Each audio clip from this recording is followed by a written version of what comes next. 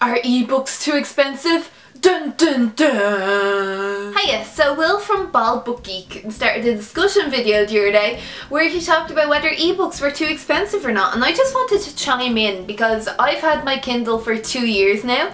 I got it for my 21st birthday, so it wasn't like I had to go out and buy it myself and pay lots for it. But when I was getting it, I was thinking, oh well, that's a really handy way for me to save money on books because I won't have to buy the physical version. I'll be able to just buy the ebook. My problem with ebooks is that when I get them, I don't feel like I've actually bought anything because, you know, they're something on the screen. It doesn't feel like I've bought a tangible product. I know that I have, but it doesn't feel like that. And so when I'm buying a book that I'm really excited for and that I think I'm going to love, I'll always buy the physical book because I'm like, well, I know that I'll love that and I'll want to hold on to that forever. Lots of people on BookTube seem to buy books very regularly, whereas I don't have the money to spend on books very often. It wouldn't be a huge priority for me. Like, sorry, but I have a rabbit to provide for, so I need to be careful with my money.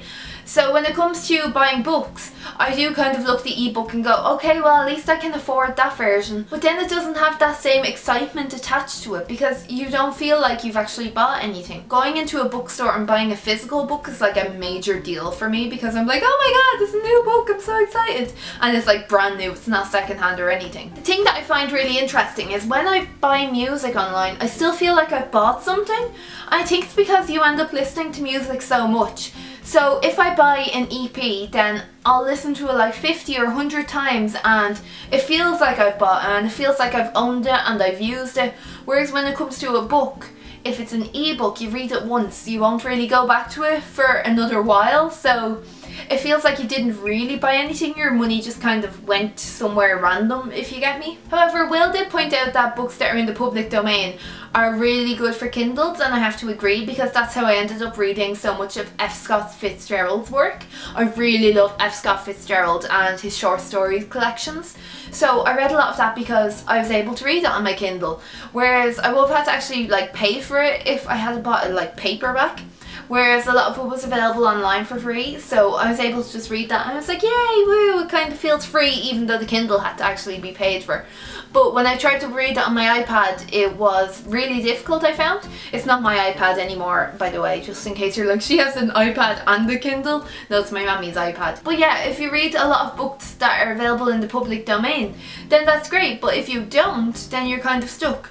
Like, I've heard that there's different ways of reading classics too, like modern contemporary literature and whatever, and I don't get that. Maybe that's why I've struggled to read some really good books, all the books that you're supposed to love and stuff. I can't get through them. Like Catch-22, I was so bored. I only read a couple of chapters of that because I was like, oh my god, when's it gonna start? But sure, I don't know. I understand that the same amount of work goes into an ebook as a physical book because they're both the same book when you buy them, whether it's in physical copies or e-copies or whatever you want to buy them in. Like, I understand that's the same work, but it shouldn't be dearer or as dear as the physical book because you don't feel like you own it. You can't lend it to someone, you can't sell it on, you can't get your money back for it if you do sell it on, you know. You have it forever, and if you lose your Kindle, it kind of feels like you're going to lose all those books, even though you can probably re-download them somewhere. It feels like it's very limited in what you can do. Well, I find it sad anyway because I think ebooks are a really great way for authors to develop a fan base online.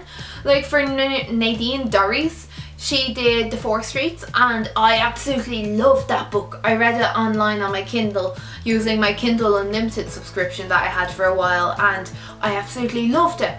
And then my mommy's friend, her friend, she gave me the physical books of the series and I was like, oh my god, I absolutely love this author, because I'd already read the first book and I've been planning on actually buying the set myself, but I didn't get around to it because, as I said, I'm broke.